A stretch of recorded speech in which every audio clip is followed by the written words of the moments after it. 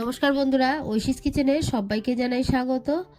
আজও আমি একটা নতুন রেসিপি নিয়ে চলে এসেছি। আজ আমি দেখাবো 1 কাপ সুজি আর একটা সিদ্ধ আলু দিয়ে পুরো পরিবারের জন্য সন্ধেবেলা স্ন্যাক্স।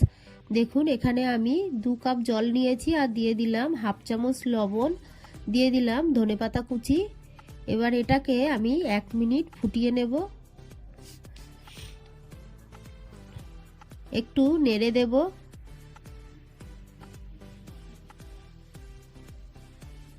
এরপর এর মধ্যে দিয়ে দেব 1 কাপ সুজি।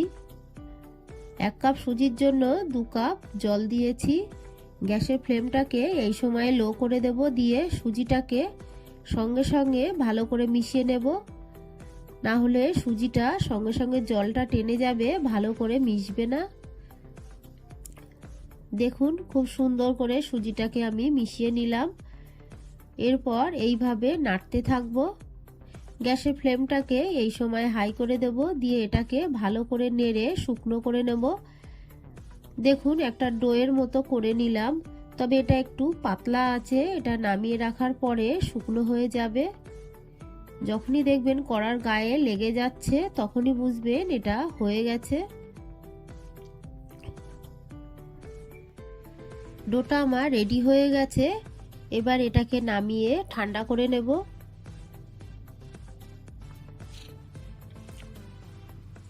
নামিয়ে ঠান্ডা করে নিয়েছি। এর মধ্যে দিয়ে দেব একটা গ্রেট করা আলু। আলুটাকে আমি গ্রেট করে নিয়েছি, তাহলে আলুর কোনো দলা অংশ মুখে লাগবে না।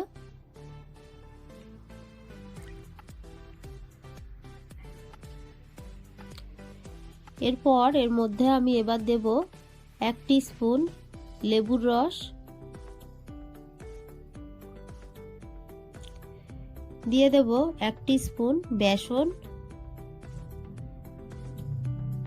এরপর দিয়ে দেব 1 টিস্পুন চালের গুঁড়ো, দিয়ে দেব একটা কুচানো কাঁচা লঙ্কা। ঝালটা যতটা খান আপনারা সেই মতোই দেবেন। দিয়ে দেব চিলি ফ্লেক্স, শুকনো লঙ্কা আমি ছোট ছোট করে কেটে দিয়েছি।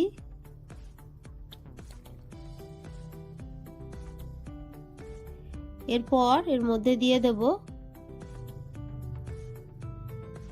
হাফ চামচ গরম মশলার গুঁড়ো,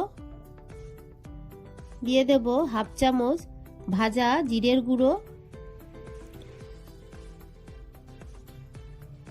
এরপর এর মধ্যে দিয়ে দেব খুবই সামান্য গোলমরিচ গুঁড়ো।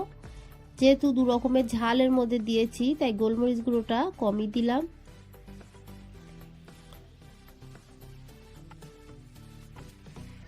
সব মশলা দিয়ে ভালো করে মাখিয়ে নেব। আপনারা চাইলে বেসনটা আরও একটু বেশি দিতে পারেন।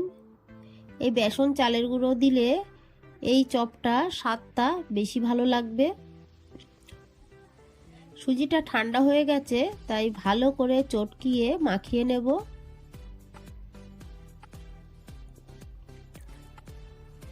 এই কাজটা আপনারা হাত দিয়েই করবেন, হাত দিয়েই মাখালে ভালো হবে। দেখুন, খুব ভালো করে মাখিয়ে নিয়েছি। এবার হাতটাকে ধুয়ে নেব। হাতে একটু তেল মাখিয়ে নিলাম।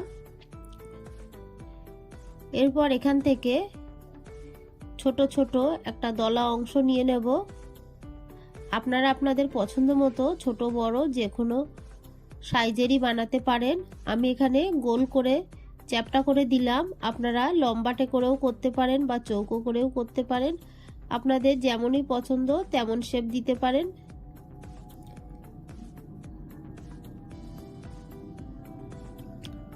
দেখুন, একটা আমার রেডি হয়ে গেছে।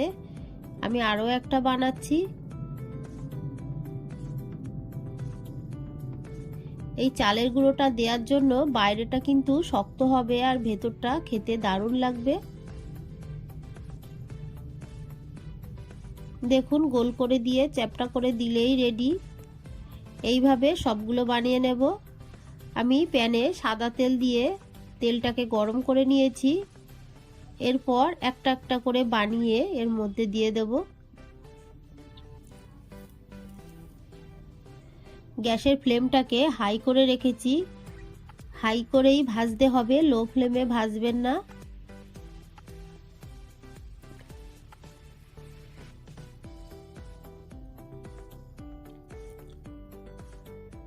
এরপর আমি উল্টে পাল্টে ভেজে নেব। এই রেসিপিটা খুবই সহজ আর খেতেও দারুণ লাগে।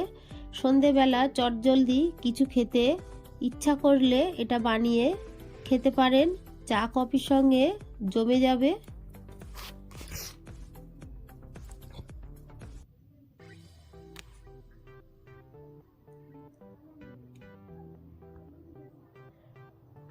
আবারও একটু আমি উল্টে দেব।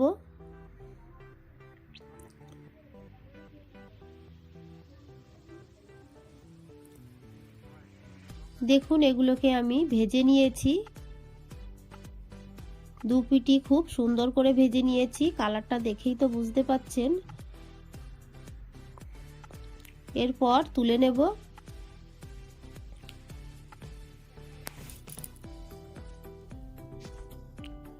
ভালো করে তেল ঝরিয়ে চপগুলোকে তুলে নেব। তারপর পরে দেখুন আরও 4টে হয়েছে। আমার এই রেসিপিটি আপনাদের ভালো লাগলে প্লিজ আমার চ্যানেলটিকে সাবস্ক্রাইব করে পাশে থাকা বেল আইকনটি ক্লিক করে দেবেন, তাহলে আমার নতুন ভিডিওর নোটিফিকেশান আপনাদের কাছে পৌঁছে যাবে। রেসিপিটি ভালো লাগলে একটা লাইক করতে ভুলবেন না। রেসিপিটি কেমন লাগলো আমাকে কমেন্ট করে জানাবেন। ভালো থাকবেন, সুস্থ থাকবেন। আবার দেখা হবে পরের ভিডিওয়। পুরো ভিডিওটা দেখার জন্য সবাইকে জানাই অসংখ্য ধন্যবাদ।